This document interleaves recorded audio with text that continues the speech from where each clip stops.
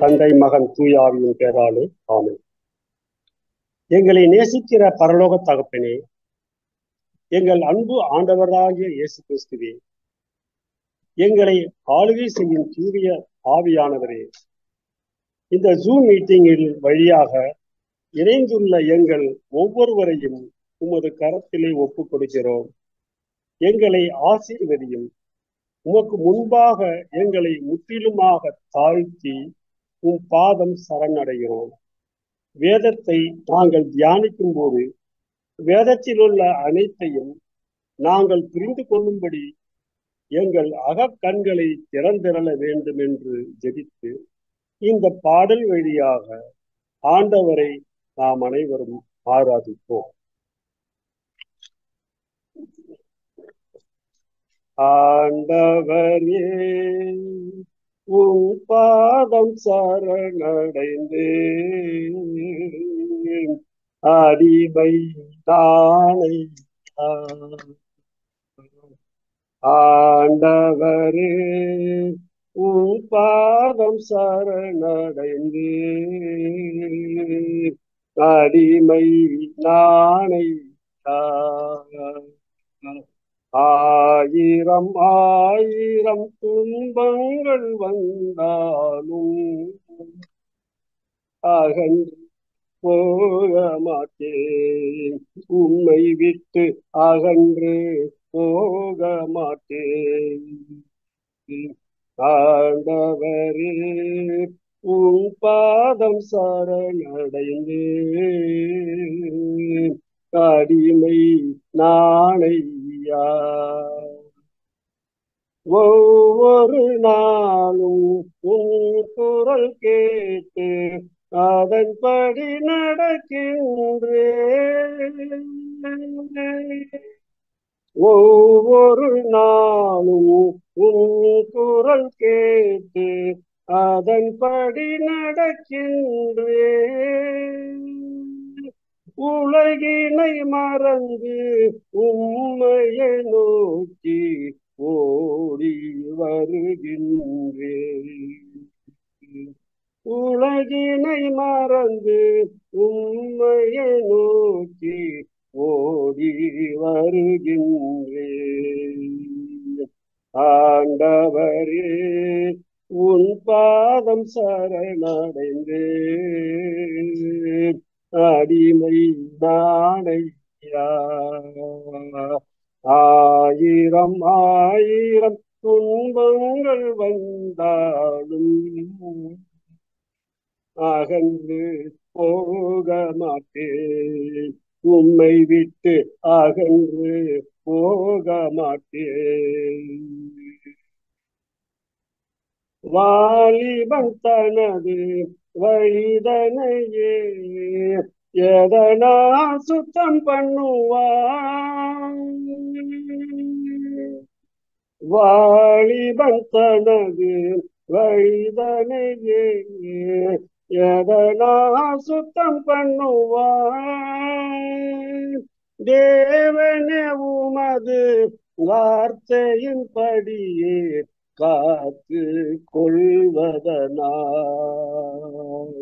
தேவனே, உமது வார்த்தையின் படியே காத்து கொள்வதனால். ஆண்டவரே, உன் பாதம் சரணடைந்தேன், அடிமை நானை. ஆயிரம் ஆயிரம் துன்பங்கள் வந்தாலும் அகன்று போக மாட்டேன், உம்மை விட்டு அகன்று போக மாட்டேன். வேதத்தில் உள்ள அதிசயம் அனைத்தும் நன்கு புரியும்படி வேதத்தில் உள்ள அதிசயம் அனைத்தும் நன்கு புரியும்படி தேவனே எனது கண்களையே தினமும் திறந்தருளும். தேவனே எனது கண்களையே தினமும் திறந்தருளும். ஆண்டவரே உன் பாதம் சரணடைந்தேன், அடிமை நாணையா. ஆயிரம் ஆயிரம் துன்பங்கள் வந்தாலும் அகன்று போக மாட்டேன், உம்மை விட்டு அகன்று போக மாட்டேன். ஆண்டவரே உன் பாதம் சரணடைந்தேன், அடிமை நாணையா. அடிமை நாணையா.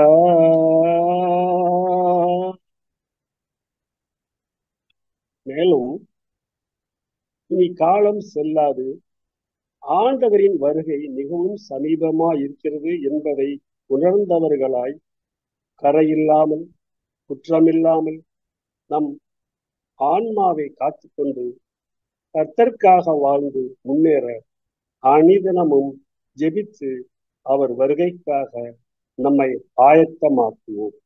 மேலும் இப்பாடலை பாடி ஆண்டவரை ஆராதிப்போம். பள்ளங்கள் எல்லாம் நிரம்பிட வேண்டும், மலைகள் குன்றுகள் தகர்ந்திட வேண்டும், கோணலானவை நேராகணும், கரடானவை சமமாகணும். பள்ளங்கள் எல்லாம் நிரம்பிட வேண்டும், மலைகள் குன்றுகள் தகர்ந்திட வேண்டும், கோணலானவை நேராகணும், கரடானவை சமமாகணும். ராஜா வருகிறார் ஆயத்தமாவோம், ராஜா வருகிறார் ஆயத்தமாவோம், இயேசு வருகிறார் எதிர்கொண்டு செல்லுவோம், இயேசு வருகிறார் எதிர்கொண்டு செல்லுவோம். பள்ளங்கள் எல்லாம் நிரம்பிட வேண்டும், மலைகள் குன்றுகள் தகர்ந்திட வேண்டும், கோணலானவை நேராகணும், கரடானவை சமமாகணும். நல்ல கனி கொடா மரங்கள் எல்லாம் வெட்டுண்டு அக்கினியில் போடப்படும், நல்ல கனி கொடா மரங்கள் எல்லாம் வெட்டுண்டு அக்கினியில் போடப்படும். ராஜா வருகிறார் ஆயத்தமாவோம், ராஜா வருகிறார் ஆயத்தமாவோம், இயேசு வருகிறார் எதிர்கொண்டு செல்லுவோம், இயேசு வருகிறார் எதிர்கொண்டு செல்லுவோம். பள்ளங்கள் எல்லாம் நிரம்பிட வேண்டும், மலைகள் குன்றுகள் தகர்ந்திட வேண்டும், நலனவை நேராகணும், கரடானவை சமமாகணும். கோதுமையை பிரித்து களஞ்சியத்தில் சேர்த்து பதரையோ அக்கினியில் சுட்டெரிப்பாரே, கோதுமையை பிரித்து களஞ்சியத்தில் சேர்த்து பதரையோ அக்கினியில் சுட்டெரிப்பாரே. ராஜா வருகிறார் ஆயத்தமாவோம், ராஜா வருகிறார் ஆயத்தமாவோம், இயேசு வருகிறார் எதிர்கொண்டு செல்லுவோம். இயேசு வருகிறார், எதிர்கொண்டு செல்லுவோம். பள்ளங்கள் எல்லாம் நிரம்பிட வேண்டும், மலைகள் குன்றுகள் தகர்ந்திட வேண்டும். கோணலானவை நேராகணும், கரடானவை சமமாகணும். அந்நாளில் வாழும் வெந்து அழியும், பூமியெல்லாம் எரிந்து உருகி போகும். அந்நாளில் வாழும் வெந்து அழியும், பூமியெல்லாம் எரிந்து உருகி போகும்.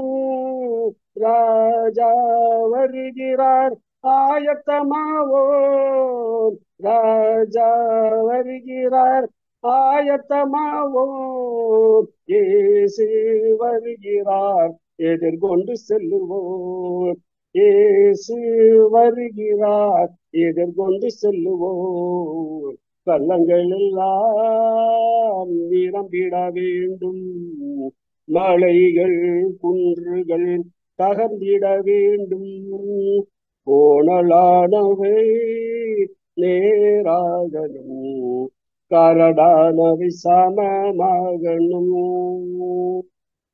கரையில்லாமலே குற்றமில்லாமலே கர்த்தருக்காய் வாழ்ந்து முன்னேறுவோம்.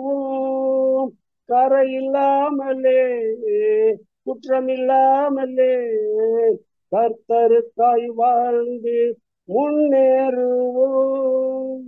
ராஜா வருகிறார், ஆயத்தமாவோம். ராஜா வருகிறார், ஆயத்தமாவோம். இயேசு வருகிறார், எதிர்கொண்டு செல்லுவோம். இயேசு வருகிறார், எதிர்கொண்டு செல்லுவோம். பள்ளங்கள் எல்லாம் நிரம்பிட வேண்டும், மலைகள் குன்றுகள் தகர்ந்திட வேண்டும். கோணலானவை நேராகணும், கரடானவை சமமாகணும். அனுதினமும் ஜெபத்தில் விழித்திருப்போம், அபிஷேக எண்ணெயால் நிரம்பிடுவோம். அனுதினமும் ஜெபத்தில் விழித்திருப்போம், அபிஷேக எண்ணெயால் நிரம்பிடுவோம். ராஜா வருகிறார், ஆயத்தமாவோம். ராஜா வருகிறார், ஆயத்தமாவோம். இயேசு வருகிறார், எதிர்கொண்டு செல்லுவோம். இயேசு வருகிறார், எதிர்கொண்டு செல்லுவோம். பள்ளங்கள் எல்லாம் நிரம்பிட வேண்டும், மலைகள் குன்றுகள் தகர்ந்திட வேண்டும். கோணலானவை நேராகணும், கரடானவை சமமாகணும். பள்ளங்கள் எல்லாம் நிரம்பிட வேண்டும், மலைகள் குன்றுகள் தகர்ந்திட வேண்டும். கோணலானவை நேராகணும், கரடானவை சமமாகணும். கரடானவை சமமாகணும், கரடானவை சமமாகணும். இனி தேவனுடைய வார்த்தைக்கு கடந்து செல்வோம். அவரது வசனமே நம் கால்களுக்கு தீபமும் பாதைக்கு வெளிச்சமுமாய் இருக்கிறது. இந்த வேளையில் செய்தியை கொடுக்கக்கூடியவரை பரிசுத்த ஆவியினால் நிரப்பியவர்களும் இவை அனைத்தையும் எங்கள் ஆண்டவரும் மீட்பருமான இயேசு கிறிஸ்துவினுடைய ஈடு இணையற்ற அற்புதமான நாமத்தில் ஜெபிக்கின்றோம் எங்கள் ஜீவனுள்ள நல்ல தகப்பனே. ஆமென், ஆமென், ஆமென். Amen. Amen. Praise the Lord. Glory to God. Thank you, Pa, for leading worship. இந்த நாளிலும் நாம் கர்த்தருடைய மகத்துவமான கிரியை குறித்து 3வது பகுதியிலே நாம் படிப்போம். கடந்த வாரத்திலே நான் சொல்லும் பொழுது கர்த்தரான மகத்துவமான கிரியை குறித்து நான் படிக்கும் பொழுது தீமையின் ஆரம்பத்தை குறித்தும் தீமை எப்படி இருந்து எங்கிருந்து வந்தது அதை குறித்து நாம் படித்தோம். அதில் இன்றைக்கு தீமையின் நோக்கம் என்ன, கர்த்தர் ஏன் இந்த தீமையை அனுமதித்திருக்கிறார் என்கிற காரியத்தை குறித்து இன்றைக்கு நாம் பார்ப்போம். முதலாவது, த ப்ராப்ளம் ஆஃப் ஈவல். உலகத்துல இவ்வளவு அக்கிரமும் அநியாயமும் போராட்டமும் பிரச்சனைகளும் இருக்கிறதை நாம் பார்க்கும் பொழுது, தீமை நிறைந்த உலகத்தை பார்க்கும் பொழுது கர்த்தர் இருக்கிறாரா இல்லையா எனக்கு தெரியலையே அப்படின்னு நமக்கு ஒரு கேள்வி வருகிறதை நாம் பார்க்கிறோம். இந்த ப்ராப்ளம் ஆஃப் ஈவல் உலகத்தில் உள்ள மனிதர்களுக்கு மாத்திரமல்ல, கர்த்தருக்கும் இது ஒரு ப்ராப்ளம் தான். ஏன்னா அவர் மனிதனை உண்டாக்கி தேவ தூதர்களை உண்டாக்கி தேவ தூதர்கள் வீழ்த்தப்பட்டு மனிதர்கள் பாவத்திலே விழப்பட்டு எவ்வளவு பிரச்சனை உலகத்துல இருக்கிறது பாத்தீங்களா? இதை குறித்து ஒரு வசனத்தை நாம் வாசிப்போம். ஆதியாகமம் 6ஆம் அதிகாரம் 3, 5, 6 வசனங்களை இங்க ஸ்கிரீன்ல டிஸ்பிளே ஆக்கி யாராகிலும் வாசிக்கிறீர்களா?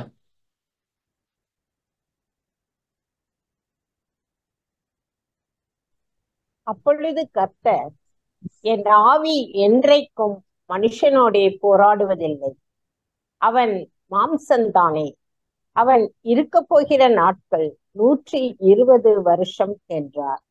மனுஷனுடைய அக்கிரமம் பூமியிலே பெருகினது என்றும் அவன் இருதயத்து நினைவுகளின் தோற்றமெல்லாம் நித்தமும் பொல்லாததே என்றும் கர்த்தர் கண்டு, தாம் பூமியிலே மனுஷனை உண்டாக்கினதற்காக கர்த்தர் மனஸ்தாபப்பட்டார். அது அவர் இருதயத்துக்கு விசனமாயிருந்தது. அப்ப பாருங்க, கர்த்தர் மனிதனை உண்டாக்கினது நிமித்தம் அவர் மனஸ்தாபப்படுகிறார். இது எதை குறிக்கிறதுனா, ஏதோ ஆண்டவர் தப்பா செஞ்சுட்டாரு அப்புறமா ஐயோ நம்ம தப்பு செஞ்சுட்டுமேன்னு அவர் நினைக்கிறதை குறிக்கவில்லை.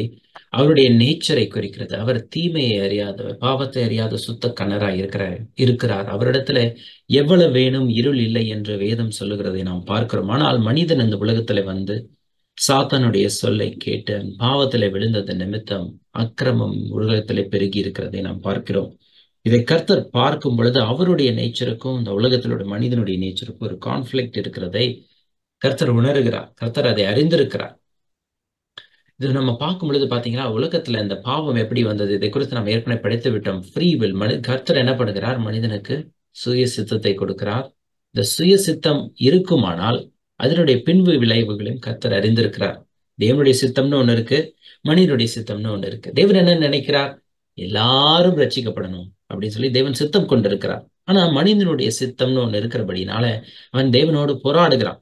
என் ஆவி என்றைக்கு மனுஷனோட போராடுவதில்லை என்று கர்த்தர் என்ன பண்றார்? ஃபெட்டப் ஆகிறார். காரணம் என்னன்னு பாத்தீங்கன்னா, மனிதனுடைய சித்தம் என்பது தேவனுடைய சித்தத்துக்கு அகேன்ஸ்டா செயல்பட்டு கொண்டே இருக்கிறது. முடிவுல பார்க்கும் பொழுது பாருங்க, எல்லாரும் ரட்சிக்கப்படணும்னு தேவன் சித்தம் கொண்டு இருந்தாலும் எல்லாரும் ரட்சிக்கப்பட போவதில்லை.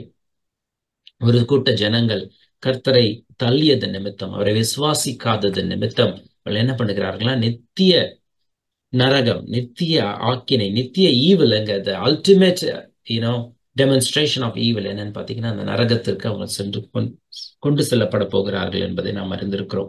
அப்ப இந்த ஃப்ரீ வில்லை கர்த்தர் கொடுத்திருக்கிறார். அதன் பின் விளைவாக உலகத்துல பிரச்சனைகள் வந்திருக்கிறது நாம் அறிந்திருக்கிறோம். இதுதான் பாத்தீங்கன்னா அந்த ப்ராப்ளம் ஆஃப் ஈவில். ஆனாலும் கர்த்தர் என்ன பண்றாருன்னா, இதன் மத்தியிலே மனிதன் ஒரு பக்கம் போராடுகிறான், பிசாசு ஒரு பக்கம் போராடுகிறான். மனிதன் பாவத்தில் விழுந்தது நிமித்தம் வந்த பின்விளைவுகள், த மாரல் ஈவில். பிசாசு பாவத்தில் விழுந்தது நிமித்தம் வந்த பின்விளைவுகள், த நேச்சுரல் ஈவில். இது எல்லாவற்றோடும் கர்த்தர் போராடி கொண்டே இருந்தாலும் கடைசியில் என்ன பண்றாரு? அவருடைய நோக்கத்தையும் திட்டத்தையும் நிறைவேற்றுகிறார். அங்கதான் பாத்தீங்கன்னா த காட்ஸ் ஒர்க்மேன்ஷிப் வருகிறது. தேவன் எப்படி காரியங்களை செய்கிறார் இதை குறித்து பவுல் சொல்லும் பொழுது நான் ஆச்சரியப்படுகிறேன். தேவனுடைய ஞானம் எவ்வளவு பெரிதா இருக்கிறது அப்படின்னு சொல்லுகிறத நம்ம பார்க்கிறோம். சோ முதலாவது ஃப்ரீ வில் வருகிறது. அதனால என்ன வந்துச்சு பாத்தீங்கன்னா, மனிதன் பாவத்துல விழுகிறான். அதனால பெயின் அண்ட் சஃபரிங் இந்த உலகத்துல வருகிறது. எங்க திரும்பினாலும் பாருங்க பெயின் சஃபரிங் இருக்கிறத நம்ம பார்க்கிறோம்.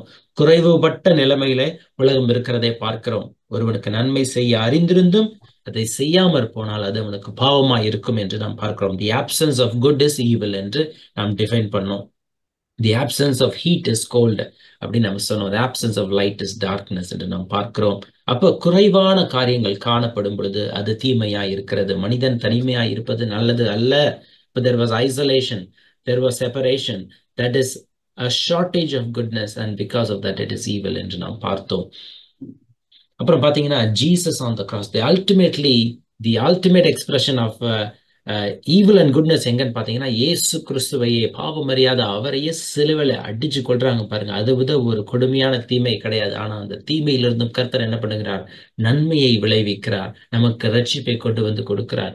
நம்மைக்காக பாவத்துக்கான தண்டனையை கிறிஸ்து ஏற்றுக்கொண்டது நிமித்தம் நமக்கு ரட்சிப்பு வந்து சேருகிறது. அப்ப பாத்தீங்களா, God's workmanship is again displayed here.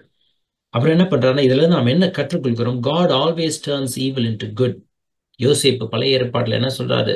ஆதியாகமம் 50ஆம் அதிகாரம் 20ஆம் வசனத்துல, நீங்கள் எனக்கு தீமை செய்ய நினைத்தீர்கள், ஆனால் வெகு ஜனங்களை காக்கும்படிக்கு கர்த்தரோ அதை நன்மையாக முடிய பண்ணினார்.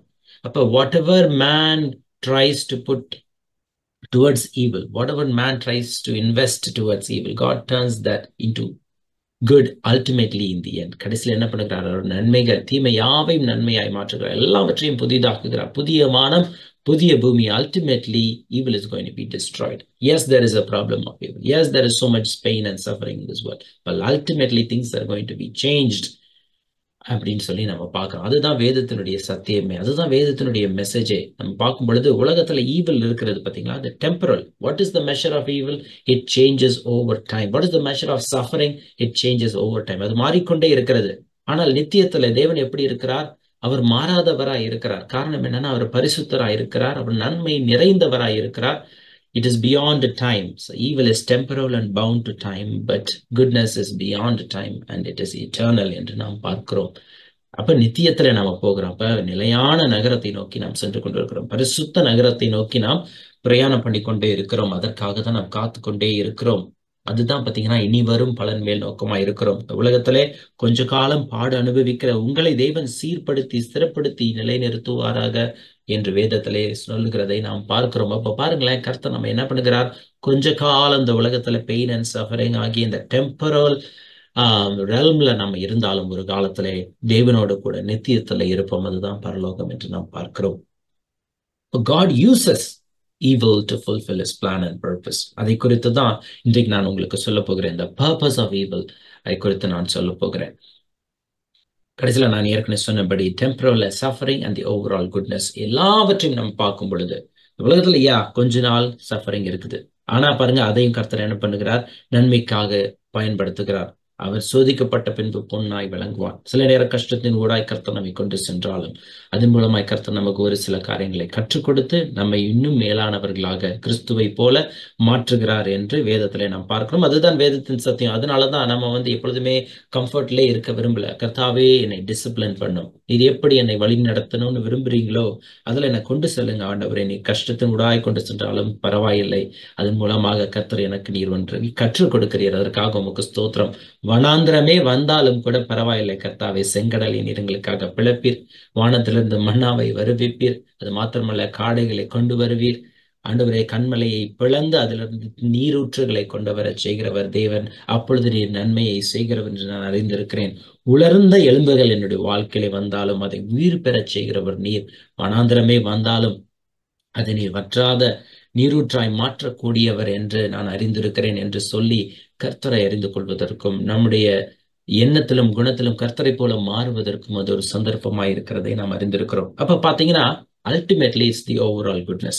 The problem of evil exists, but ரோமர் 8ஆம் அதிகாரம் 28 30 வரை உள்ள வசனம் என்ன சொல்லுகிறது பாத்தீங்கன்னா, அன்றையும் அவருடைய தீர்மானத்தின்படி அழைக்கப்பட்டவர்களாய் தேவனிடத்திலே அன்பு கூறுகிறவர்களுக்கு சகலமும் நன்மைக்கு எதுவாகவே நடக்கிறது என்று நாம் அறிந்திருக்கிறோம் என்று நாம் சொல்லுகிறதை நாம் பார்க்கிறோம். அப்ப எல்லாமே கூட்டி கழிச்சு பார்த்தோம்னா தேவன் நன்மைக்கு எதுவாகவே செயல்பட்டு கொண்டிருக்கிறார். ஒருவேளை உங்களுடைய வாழ்க்கையிலும் கூட சில கஷ்டமான சூழ்நிலைகள் இருக்கலாம், உங்களுடைய வாழ்க்கையிலும் கூட சில கஷ்டமான மனிதர்கள் இருக்கலாம். ஏன் கர்த்தர் நமக்கு இந்த மாதிரி ஒரு வாழ்க்கை கொடுத்தாரு, இந்த மாதிரி மனிதர்களை நம்முடைய வாழ்க்கையில கொடுத்திருக்கிறாரே, இதெல்லாம் நம்ம எக்ஸ்பெக்டே பண்ணலையே, கர்த்தர் வேற மாதிரி நம்மளை வச்சிருக்கலாமேன்னு சொல்லி நாம் நினைத்து கொண்டே இருப்போம். குழப்பங்கள் இருக்கலாம், என்னடா இது ஒரு பெரிய ப்ராப்ளமா இருக்கு என்ன நினைச்சு பார்க்கலாம். ஆனா பாருங்களேன், கர்த்தர் ஒன்றையும் விருதாவாய் அனுப்புகிறதில்லை. அவரால் தெரிந்தெடுக்கப்பட்டவர்களை, அவரால் முன்குறிக்கப்பட்டவருடைய வாழ்க்கையில கர்த்தர் என்ன பண்ணுகிறார்? எல்லாவற்றையும் நன்மைக்கு எதுவாகவே செய்து கொண்டிருக்கிறார்.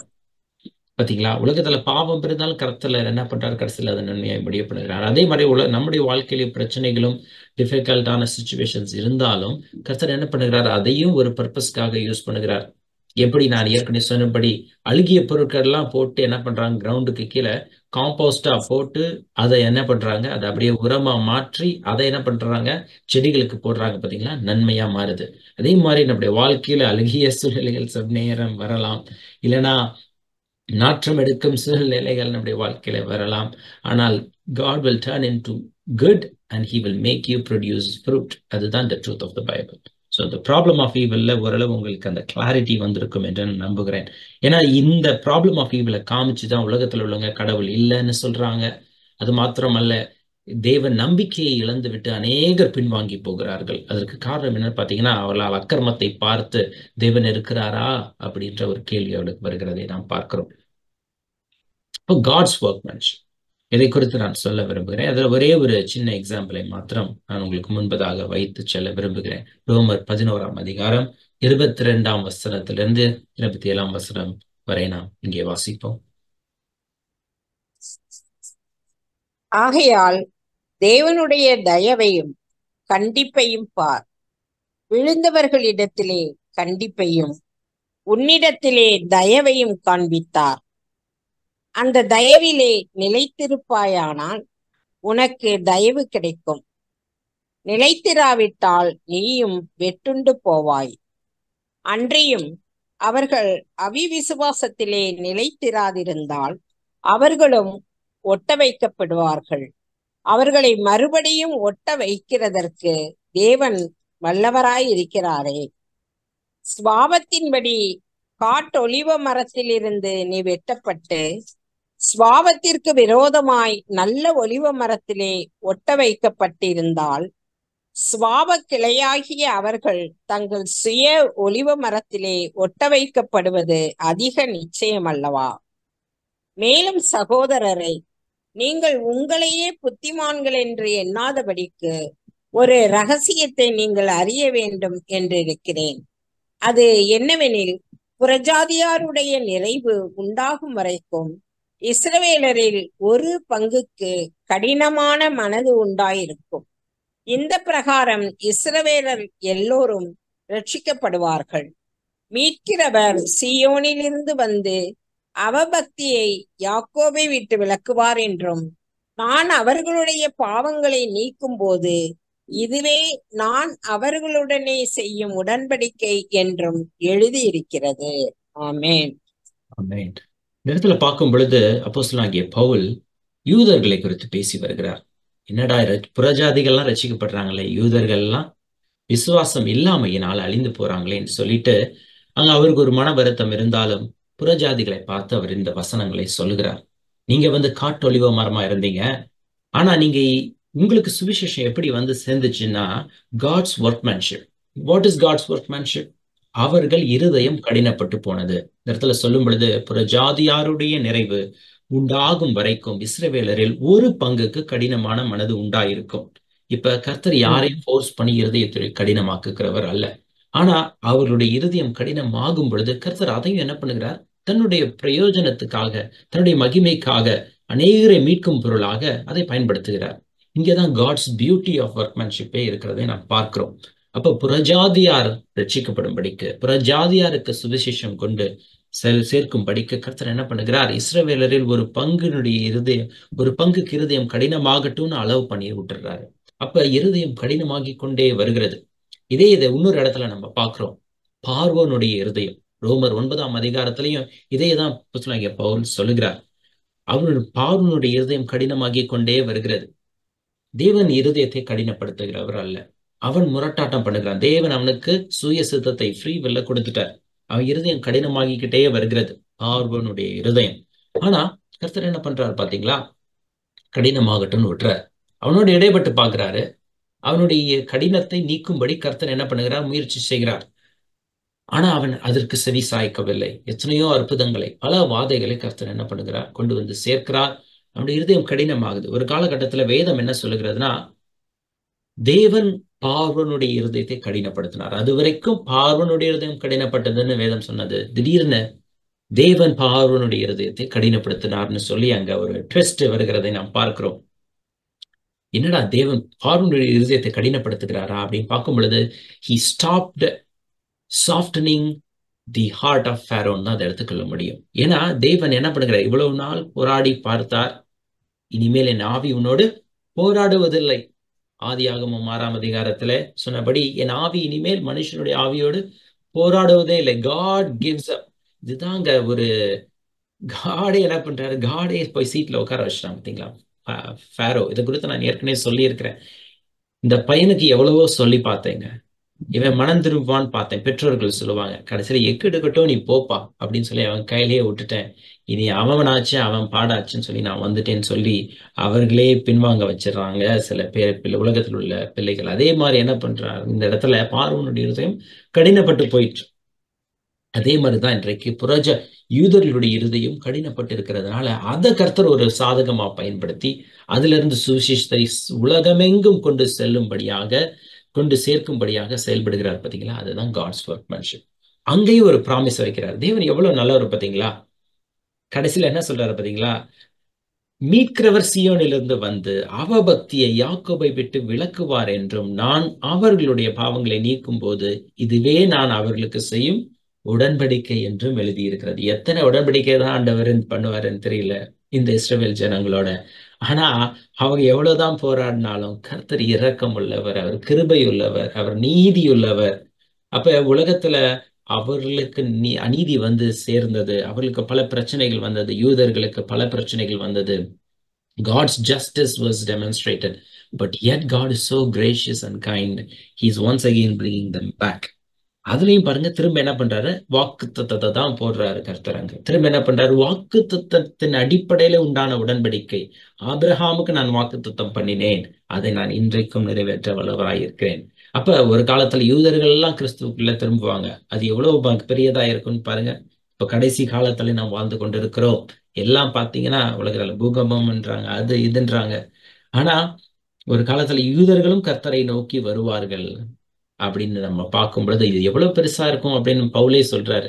நீங்க ரட்சிக்கப்பட்டதே தேவனுக்கு எவ்வளவு பெரிய மகத்துவமான கிரியா இருக்குமானால், ஒருவேளை யூதர்களும் வந்து ரட்சிக்கப்பட்டா அது எப்படி இருக்கும், மரித்தவர்கள் ஜீவன் பெறுவது போல இருக்கும் அல்லவா அப்படின்னு சொல்லி பவுல் சொல்லுகிறத நம்ம பார்க்கிறோம்.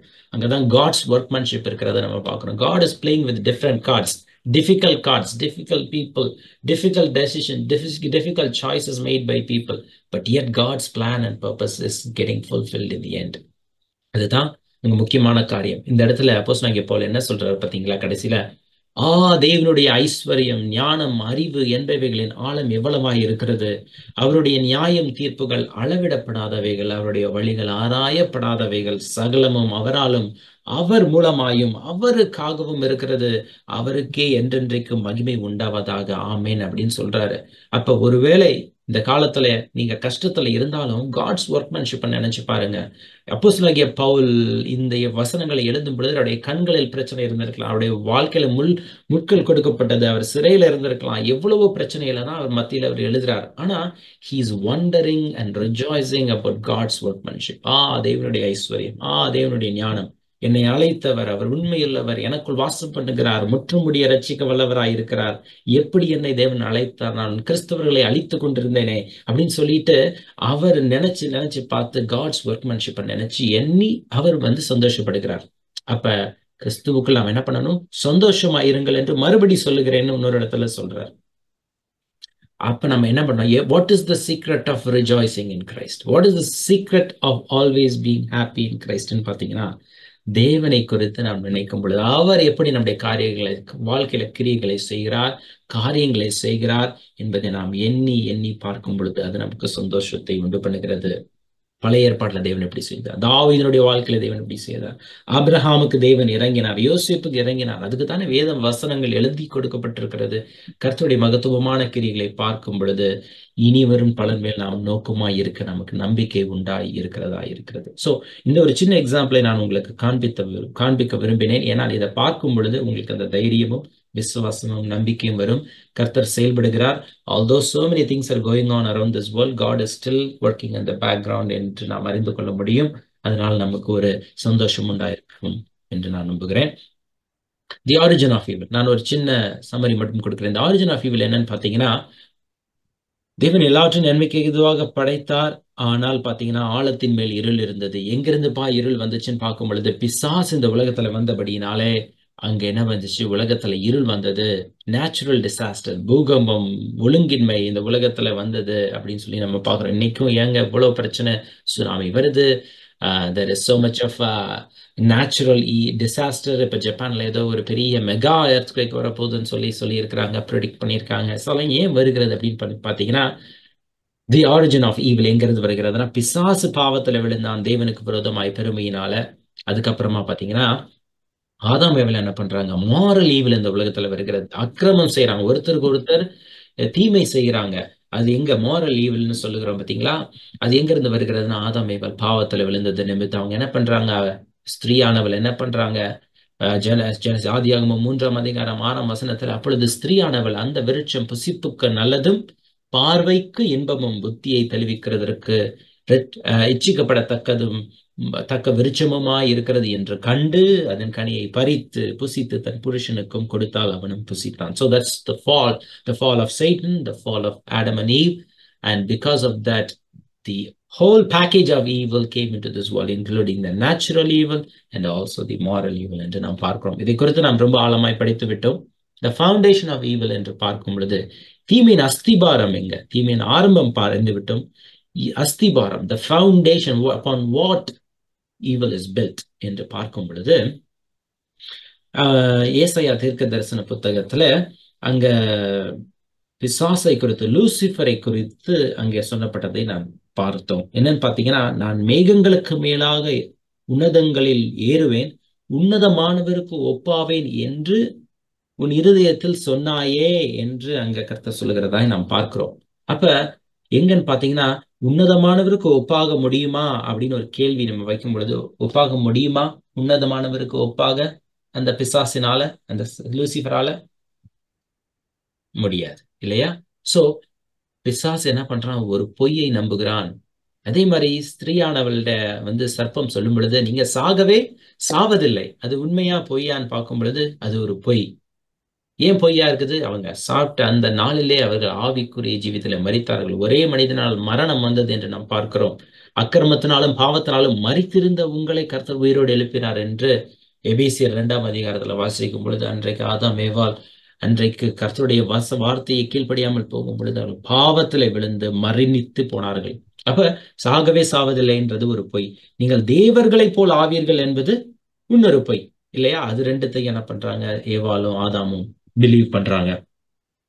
அப்புறம் என்ன பாத்தீங்கன்னா, உங்களுக்கு ஆனா அவன் பார்ஷியல் ட்ரூத் சொல்றான் பாத்தீங்களா, உங்கள் கண்கள் திறக்கப்படும். அது உண்மையா? Yes, their eyes were open, they were able to see that they were naked. Nakedness was given as an identity that they can start doing evil என்பதை நாம் அறிந்திருக்கிறோம்.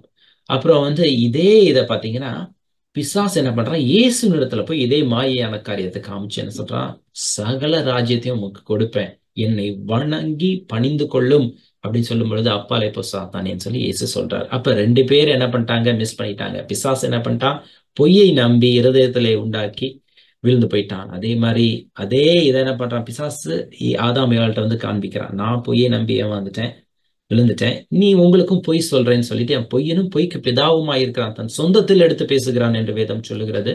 ஆதாம் ஏவாள் அதை கீழ்ப்படிஞ்சாங்க, அவங்களும் பாவத்துல விழுந்துட்டாங்க. ஆனா இயேசு கிறிஸ்து, நம்முடைய இரட்சகராகிய இயேசு கிறிஸ்து, அவரும் மாம்சத்துல அங்க ஆதாம் ஏவாள் எந்த எக்ஸாம்ல ஃபெயில் ஆனாங்களோ அதே எக்ஸாம்ல பாஸ் பண்ணி என்ன பண்ணிட்டாரு, he overcame evil victoriously என்று நாம் பார்க்கிறோம். சோதனையை அவர் சகித்தபடினால அவர் நமக்கு உதவி செய்ய பலன் உள்ளவராய் இருக்கிறார். அப்ப the foundation of evil என்னன்னு பாருங்க. The foundation of evil, very very important. Conception of a lie. Conception of a lie. இருதயத்திலே ஒரு பொய்யை என்ன பண்ணுது, உருவாகிறது. அதை நாம் நம்பும் பொழுது பல அசம்ஷனுக்குள்ளாக நம்ம போகிறோம், அப்புறம் டிசெப்ஷனுக்குள்ளாக போகிறோம். Finally it ends up in action என்று நாம் பார்க்கிறோம். அப்ப இதை குறித்து நான் சொன்னேன், சம்டைம்ஸ் அநேகர் என்ன பண்ணுவாங்க, பொய் சொல்லுவாங்க. They will not tell the whole truth. They will just speak in their own favor and they will tell a lie. உடனே அதை கேட்கிறவங்க என்ன பண்ணுவாங்க, அப்படியே நம்பிட்டு செயல்பட ஆரம்பிச்சிருவாங்க. அதுக்கப்புறம் அவங்க பல அசம்ஷனுக்குள்ளாக வந்துருவாங்க. அது மூலமா டிசெப்ஷன்ல போயிட்டு they will end up in wrong action என்று நாம் பார்க்கிறோம். அப்ப நான் சொன்னபடி partial truth is also a lie because it's concealing the truth என்று நான் பார்க்கிறோம். எது குறைவுபடுகிறதோ அது தீமைன்னு நம்ம ஏற்கனவே டிசைட் பண்ணிட்டோம். வேதம் தான் சொல்லுகிறது. அப்ப இந்த இடத்துல பார்ஷியல் ட்ரூத்தை தான் பிசாசு சொன்னான்.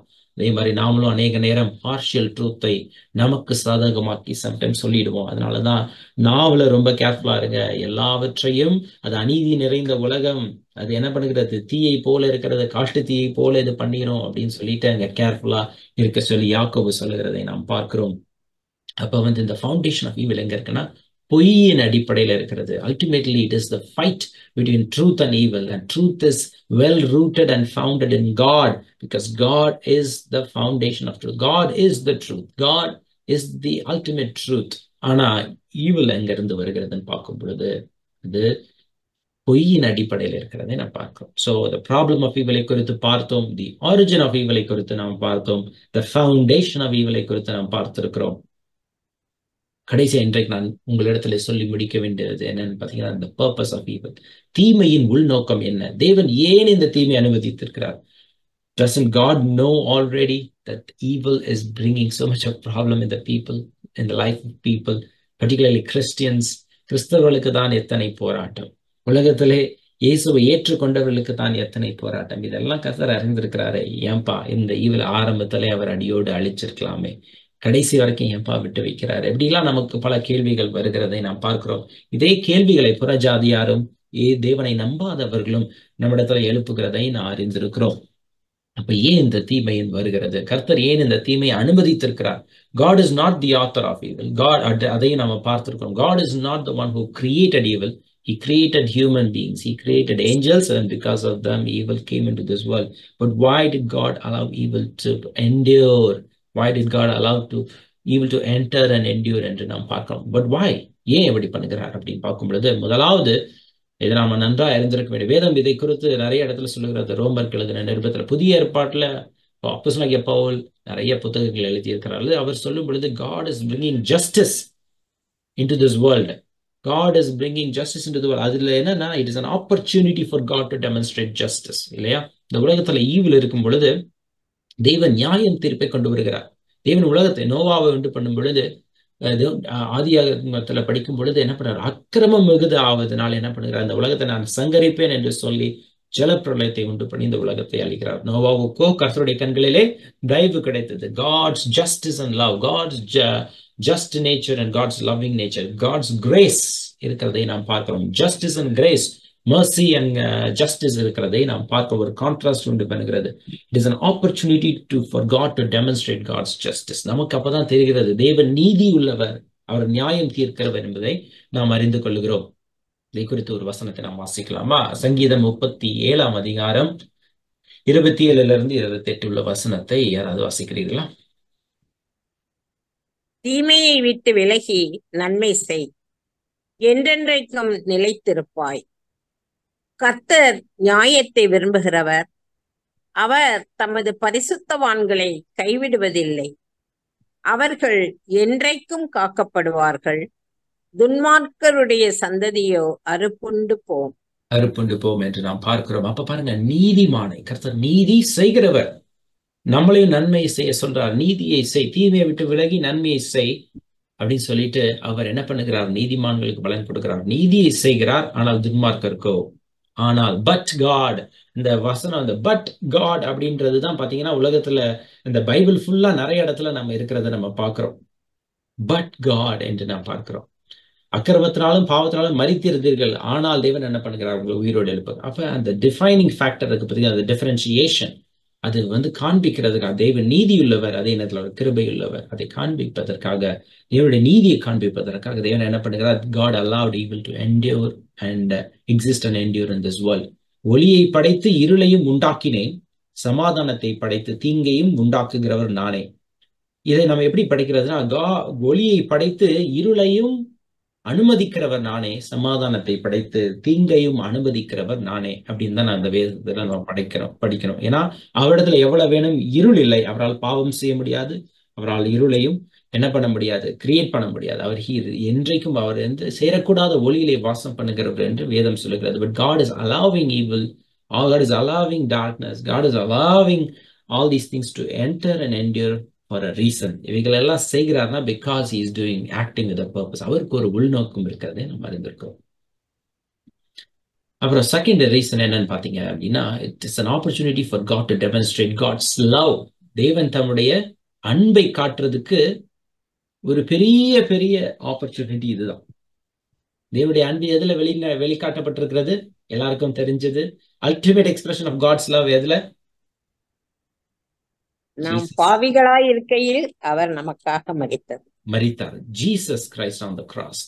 சிலுவையிலே the most evil thing that could ever happen in this entire world throughout the history to the entire period of time என்னன்னு பாத்தீங்கன்னா, crucifying the sinless spotless Jesus Christ on the cross தான். பாவம் அறியாத அவரே. நம்மெல்லாம் ஒரு காலத்துல பாவமா இருந்த நல்லவனுக்காக ஒருவேளை ஒருவன் மரிக்கக்கூடும். ஆனால் கிறிஸ்து நாம் பாவிகளாய் இருக்கையில் நமக்காக மரித்ததினாலே தேவன் நம்மீது வைத்த அன்பை விளங்க பண்ணினார். அப்ப God allowed his own son to endure, go through this so that we can be saved, so that he can show us our love என்று நாம் பார்க்கிறோம். சிலுவையில அவர் பட்ட பாடுகள், பாவம் இல்லாதவர். கடைசியில கூட என்ன பண்றாரு? ஒரு நொடி பொழுதுல அவர் சொல்லியிருந்தாருன்னா எல்லாத்தையும் ஆண்டவர் மாற்றியிருப்பார். உலகத்துல அவரை அடித்தவர்கள், அவரை ஒழித்தவர்கள் எல்லாரையும் நிகிரகம் பண்ணி போட்டிருப்பாரு. ஆனா நீடிய பொறுமையுள்ளவராய் வாய் திறவாத ஆட்டை போல அவர் இறந்தார். பிதாவே இவர்களுக்கு மன்னியும்னு சொல்லிட்டு அவர் என்ன பண்றாரு? அந்த நேரத்திலையும் தீமையை நன்மையால வென்றார். பார்த்தீங்களா நம்முடைய கர்த்தர். அதுதான் தேவனுடைய மகத்துவமான ஒர்க்மேன்ஷிப்பா இருக்கிறது. அப்புறம் தேர்ட் பாயிண்ட் என்னன்னு பார்த்தீங்கன்னா, an opportunity for God to discipline and sanctify his elect. அதாவது நம்ம உலகத்துல ரட்சிக்கப்பட்டுட்டோம்.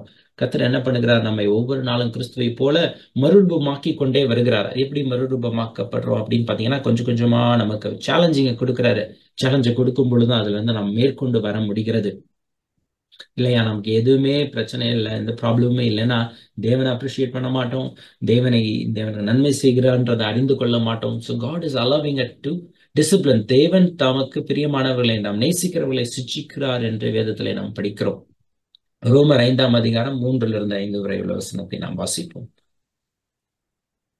அது மாத்திரமல்ல, உபத்திரவம் பொறுமையையும், பொறுமை பரீட்சையையும், பரீட்சை நம்பிக்கையையும் உண்டாக்குகிறதென்று நாங்கள் அறிந்து உபத்திரவங்களிலேயும் மேன்மை பாராட்டுகிறோம். மேலும் நமக்கு அருளப்பட்ட பரிசுத்த ஆவியினாலே தேவ அன்பு நம்முடைய இருதயங்களில் ஊற்றப்பட்டிருக்கிறபடியால் அந்த நம்பிக்கை நம்மை வெட்கப்படுத்தாது.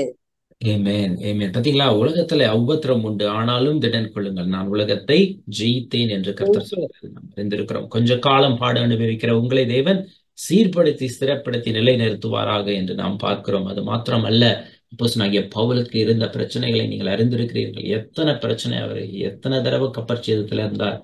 அவர் அவ்வளவு அடி அடிச்சாங்க, அவரை கொலை செய்ய தோன்றினாங்க. இப்படி பல பிரச்சனைகள் அவருக்கு வந்தது. அது மாத்திரமல்ல, அவருடைய இருதயத்திலும் அவருடைய சரீரத்திலும் ஒரு முள் கொடுக்கப்பட்டது. நீங்க என்ன ஆலோசிக்கல அப்படின்னு சொல்லி கலாத்தியருக்கு அவர் எழுதுறாரு. அவருடைய பக்கத்துல கூட அவன் வர முடியாது போல இருக்கு. அந்த அளவுக்கு ஒரு சரீரத்துல ஒரு முள், என்ன முள்ளு நமக்கு தெரியல. ஆனாலும் என்ன சொல்லுகிறார்? நான் உடைய கிருபை எனக்கு போதும், என்னுடைய பலவீனத்திலே உம்முடைய பலன் பூரணமாய் விளங்கும், என்னை அது தாழ்மையா இருக்க பண்ணுகிறது. எல்லா நிலைமையிலும் நான் அதை நினைச்சு பார்க்கும் பொழுது கர்த்தரோட கிருபையிலானதான் நான் வாழ்ந்துட்டு இருக்கேன். மேன்மை பாராட்டலுக்கு அங்கு இடம் இல்லை அப்படின்னு சொல்லி அப்போஸ்தலனாகிய பவுலுக்குள்ள அந்த தாழ்மையும் இந்த தேவனுடைய கிருபையும் குறித்து தேவன் அவருக்கு கற்றுக் கொடுக்கிறார். அதே போலதான் நம்முடைய வாழ்க்கையிலும் இந்த மாதிரி பிரச்சனைகளும் போராட்டங்களும் சேலஞ்சிங்கான சிச்சுவேஷன் வரும் பொழுதும் ஈவில் நம்முடைய வாழ்க்கையில வந்தாலும் கர்த்தர் என்ன பண்ணுகிறார்? அதையும் நன்மைக்கு எதுவாக செய்கிறார். பிரச்சனை வந்தோன்னே அதுல இருந்து விடுதலை ஆக்கணும்னு நம்ம கர்த்தரை மகிமைப்படுத்துகிறோம். பாத்தீங்களா? தேவனுடைய மகத்துவமான கிரியை நாம் பார்க்க முடிகிறது. தேவனுடைய ஞானம், அறிவு என்பவைகள் எவ்வளவு ஆச்சரியப்படத்தக்கவைகள்னு அப்போஸ்தலனாகிய பவுல் சொல்லுகிறதை போல நம்மாலும் சொல்ல முடியும். நான்காவதாக பார்க்கும் பொழுது an opportunity for God to display signs of the end times. அதாவது இதை குறித்து தான் அடுத்த முறை நான் உங்களிடத்துல நிறைய அதிகமான காரியங்களை சொல்ல போகிறேன். We will open a new study about the end times. ஏன்னா நம்ம கடைசி காலத்துல வந்து விட்டோம். கர்த்தராகிய இயேசு கிறிஸ்துடைய வருகை மிக மிக சமீபமா இருக்கிறது. இதை குறித்து நாம் வேதத்தில் உள்ள காரியங்களை நாம் படிக்கும் பொழுது நமக்கு அது பக்தி விருத்தியை உண்டு பண்ணும். இதை குறித்து ஒரு வசனத்தை நாம் வாசிப்போம். மத்தேயு 24ஆம் அதிகாரத்துல 32 நாம் வாசிப்போம் 39 வரை உள்ள வசனம். அத்திமரத்தினால் ஒரு உவமையை கற்றுக்கொள்ளுங்கள்.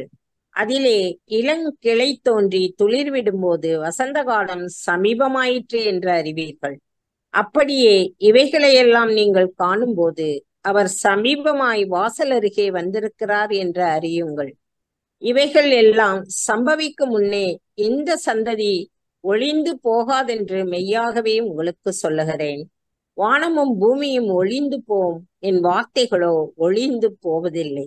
அந்த நாளையும் நாளிகையையும் என் பிதா ஒருவர் தவிர மற்றொருவனும் அறியான், பரலோகத்தில் உள்ள தூதர்களும் அறியார்கள். நோவாவின் காலத்தில் எப்படி நடந்ததோ அப்படியே மனுஷகுமாரன் வரும் காலத்திலும் நடக்கும் என்று எங்கே நாம் சொல்லுகிறதை பார்க்கிறோம். நோவாவின் காலத்தில் அக்கிரமம் மிகுதியா இருந்தது. கர்த்தர் மனஸ்தாபப்படுகிறார், என் ஆவி போராடுவதில்லை என்று சொல்லுகிறார். அதே போல அநேகருடைய அன்பு தணிந்து போகும் என்று இயேசு கிறிஸ்து சொல்லுகிறார். ஜனத்துக்கு விரோதமாய் ஜனம் எழும்பும். அப்ப வானத்துல இருந்து பல சைன்ஸ் உண்டாகும் என்று சொல்லி இயேசு கிறிஸ்து சொல்லுகிறதை நம்ம பார்க்கிறோம். அப்ப we can identify that we are getting close towards the end. எல்லாற்றுக்கும் முடிவு சமீபமாயிற்று பிரதர். நமக்கு கொஞ்ச காலம் தான், இன்னும் கொஞ்சம் தூரம் தான் பிரதர். தைரியமா இருங்க. இந்த நெக்ஸ்ட் ஸ்டாப் வந்துருச்சு. அக்கறைக்கு யாத்திரை செய்யும் சீயோன் வாசியே, அலைகளை கண்டு நீ பயப்படாதே. பரலோக துறைமுகம் மிக மிக சமீபமா இருக்கிறது. கர்த்தராகிய இயேசு கிறிஸ்து நம்மோடு கூட படகுல இருக்கிறார்.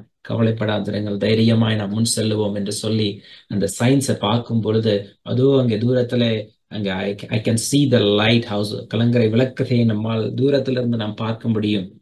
இதை கண்டு என்ன பண்ணுகிறோம்? மகிமையின் மகிமையில அடைந்து நாம் மறுரூபப்படுகிறோம். அப்ப இனி வரும் பலன் மேல் நோக்கமா இருக்க கர்த்தர் நமக்கு அனுகிரகம் பண்ணுகிறார். அப்ப நமக்கு என்ன வருகிறதா இருதயத்துல? wow, I can see God now. தைரியம் வருகிறது. இப்ப இதை குறித்து நாம் இன்னும் ஆழமாய் நாம் பார்ப்போம். உண்மையாலுமே நம்ம வந்துட்டோமா இல்லையான்னு சொல்லி வருகிற வாரத்திலே நாம் படிப்போம். அப்புறம் கடைசியில என்னன்னு பாத்தீங்கன்னா, opportunity for God to deliver from evil once and for all. From evil once and for all. கடைசியாக இந்த வசனத்தை வாசித்து நாம் முடிப்போம். வெளிப்படுத்தின விசேஷம் 21ஆம் அதிகாரம் 3-5 வரை உள்ள வசனம். மேலும் பரலோகத்திலிருந்து உண்டான ஒரு பெரும் சத்தத்தை கேட்டு, அது இதோ மனுஷர்களிடத்திலே தேவனுடைய வாசஸ்தலம் இருக்கிறது, அவர்களிடத்திலே அவர் வாசமாய் இருப்பார், அவர்களும் அவருடைய ஜனங்களாய் இருப்பார்கள். தேவன் தாமே அவர்களோடு கூட இருந்து அவர்களுடைய தேவனாய் இருப்பார். அவர்களுடைய கண்ணீர் யாவையும் தேவன் துடைப்பார். இனி மரணமும் இல்லை, துக்கமும் இல்லை, அலறுதலும் இல்லை, வருத்தமும் இல்லை, முந்தினவைகள் ஒழிந்து போயின என்று விளம்பினது. சிங்காசனத்தின் மேல் வீற்றிருந்தவர், இதோ நான் சகலத்தையும் புதிதாக்குகிறேன் என்றார். பின்னும் அவர் இந்த வசனங்கள் சத்தியமும் உண்மையுமானவைகள், இவைகளை எழுது என்றார். ஆமென். பாத்தீங்களா, கடைசியில ஒரு பெரிய சந்தோஷம் நமக்காக காத்திருக்கிறது. God is going to put an end to all evil and we will see this one, and finally God will put an end to an evil. எப்படி அந்த நமக்கு ஒரு காயம் சரீரத்துல ஏற்பட்டா அது ஆறுகிற வரைக்கும் கொஞ்சம் கஷ்டமா தான் இருக்கும். ஆனா அந்த கட்டோ அந்த காயம் ஆறுனதுக்கு அப்புறமா we feel the relaxation இல்லையா? நமக்கு ஒரு ரிலீஃப் இருக்கிறது, அது நித்திய ரிலீஃபா இருக்கிறது. அது மாதிரிதான் கர்த்தர் என்ன பண்றாரு? கண்ணீர்கள் யாவையும் துடைப்பா. கண்ணீர், துக்கம், அலறுதல், வருத்தம், இவைகள் எல்லாம் முந்தினவைகள், இவைகள் எல்லாம் தீமையின் அடித்தளத்திலிருந்து உண்டானவைகள். எல்லாவற்றையும் கர்த்தர் மாற்றுகிறார் அப்படின்னு சொல்லி நம்ம பார்க்கிறோம். So the purpose of evil is ultimately for a greater goodness என்று நாம் பார்க்கிறோம். அதனாலதான் கர்த்தர் என்ன பண்ணுகிறார்? இந்த உலகத்துல தீமையை அளவு பண்ணுகிறார், இன்னும் பொறுமையோட நீள பொறுமையோட அதை என்டியூர் பண்ணிட்டு இருக்கிறாரு. கொஞ்சம் நினைச்சு பாருங்க, நமக்கு அநீதி நடக்கும் பொழுது நம்மளாலேயே தாங்கிக்க முடியலையே. நீதியின் தேவன், சர்வ வல்லமையுள்ள தேவன், பாவத்தை அறியாத சுத்தக்கணர், அவரால் எப்படி இந்த அநீதியை பொறுத்து கொண்டு இருக்க முடியும்? நம்மளாம் கடவுளா இருந்தா உலகத்தை ஒரே நிமிஷத்துல அழிச்சிருவோம் இல்லையா? நமக்கு கர்த்தர் அந்த பவரை கொடுத்திருந்தாதான் இந்த next second we will demolish and destroy the world. But God is so patient and kind. He is so loving. He is so patient and kind. அதை பார்க்கும் பொழுது காட்ஸ் ஜஸ்டிஸ் நமக்கு தெரியுது, காட்ஸ் லவ்வும் தெரிகிறது. அவர் நமக்காக தான் எல்லாத்தையும் பொறுமையோட இது பண்ணிட்டு இருக்கிறாரு. அவர் என்ன பண்ணுகிறாரு? கலைகளை டக்குன்னு புடுங்கிடுறது இல்ல, எல்லாம் வளரட்டும்பா, ஹார்வெஸ்ட் ஒண்ணு வரும், அன்னைக்கு நம்ம எல்லாத்தையும் என்ன பண்ணுவோம்? தனியா செப்பரேட் பண்ணுவோம்னு சொல்லிட்டு God is waiting patiently for the harvest. அதே மாதிரிதான் கர்த்தர் எல்லாவற்றையும் ஏன் பண்ணுகிறாருன்னு பாத்தீங்கன்னா, ultimately brings glory to God. Ultimately அது தேவனுடைய மகிமைக்கு என்று இருக்கிறதை நாம் பார்க்கிறோம். தீமையாக இருந்தாலும் கர்த்தர் என்ன பண்ணுகிறார்? அதை நன்மையாக மாற்றி அவருடைய நாமத்துக்கு மகிமை உண்டு பண்ணுகிறார். கடைசியா நான் சொல்லி முடிக்கிறேன். God turns evil into good. அது நாம் பார்த்து விட்டோம். அதுக்காக தான் வெயிட் பண்ணிட்டு இருக்கோம். That's our hope. Because Jesus endured on the cross. We are waiting for Jesus to return so that evil can be put to an end. கடைசியில என்ன பண்றார்? God works towards an overall goodness. What is the overall goodness? We will be with the Lord forever and ever. God's plan and purpose will stand. Final என்னன்னு பார்த்தீங்கன்னா, God will destroy all temporal things, including evil. டெம்பரரியா எதெல்லாம் இருக்குதோ எல்லாத்தையும் என்ன பண்ணிடுவார்? அழிச்சிருவார். அதுதான் பார்க்குறோம் பார்த்தீங்களா? அக்கீடிக்கு வரும் பொழுது எது தங்கமோ எது வைரங்கள் அது மாத்திரம் தான் நிலைச்சு நிற்க முடியும், மற்றபடி மற்ற காரியங்கள் நெருப்புல நிலைச்சு நிற்க முடியாதுன்னு பார்க்குறோம். அப்போ every temporal things will be destroyed so that only the eternal things which are beyond the time and space will only endure till the end. For example, God's nature, which is goodness, is also an eternal thing. There is no end to it. It exists beyond time and space, and therefore we will also be with God beyond time and space. என்று நாம் பார்க்கிறோம். அடுத்த முறை நான் உங்களிடத்துல சொல்லும் பொழுது புதிதாக ஒரு சப்ஜெக்ட் நாம் ஆரம்பிச்சு நாம் படிப்போம். Are we at the end of the times இல்லையா? ஏன்னா நம்ம பார்க்கும் பொழுது God has given these evil as an sign என்று நாம் பார்த்தோம். நாம் இறுதி காலத்தின் முடிவில் இருக்கிறோமா இல்லை இறுதி காலத்தின் ஆரம்பத்தில் இருக்கிறோமா, எங்க இருக்கிறோம் நமக்கு தெரியல. ஸோ இனி வரும் வாரங்களில் கர்த்தருக்கு சித்தமானால் இதை குறித்து நான் உங்களிடத்துல பகிர்ந்து கொள்ள ஆசையாக இருக்கிறேன். தேவனுடைய நாமத்துக்கு மகிமை உண்டாகட்டும். இன்றைக்கு நாம் தியானித்த கேட்ட வேத பகுதியிலிருந்து உங்களுக்கு ஏதாவது கேள்விகளோ இல்ல வேத வசனங்களோ ஞாபகம் இருக்குமானால் அதை நீங்கள் பகிர்ந்து கொள்ளலாம்.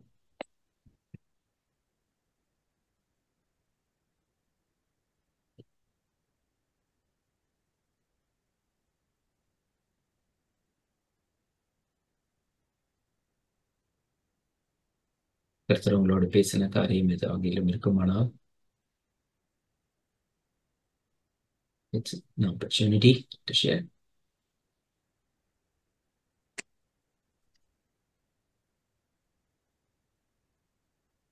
All right.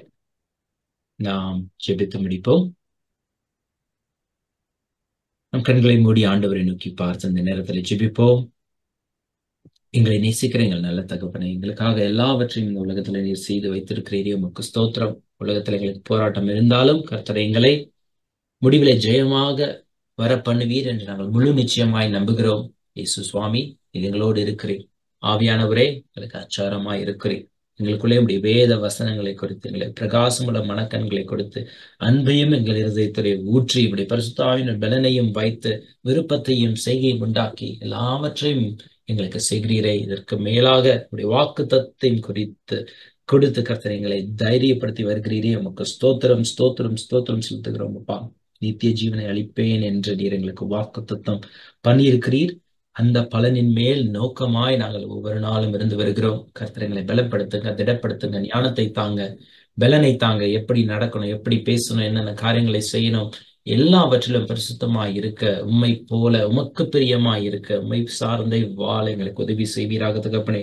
நீர் எங்கள் வாழ்க்கையிலே செய்கிற காரியங்களை எங்களை அறிந்து கொள்ளவும், அதை அறிந்து உம்மை மகிமைப்படுத்தவும் கர்த்தர் எங்களுக்கு பிரகாசம் உள்ள மனக்கண்களை தருவீராக. வந்திருக்கிற ஒவ்வொருவரையும் ஆசீர்வதிங்க.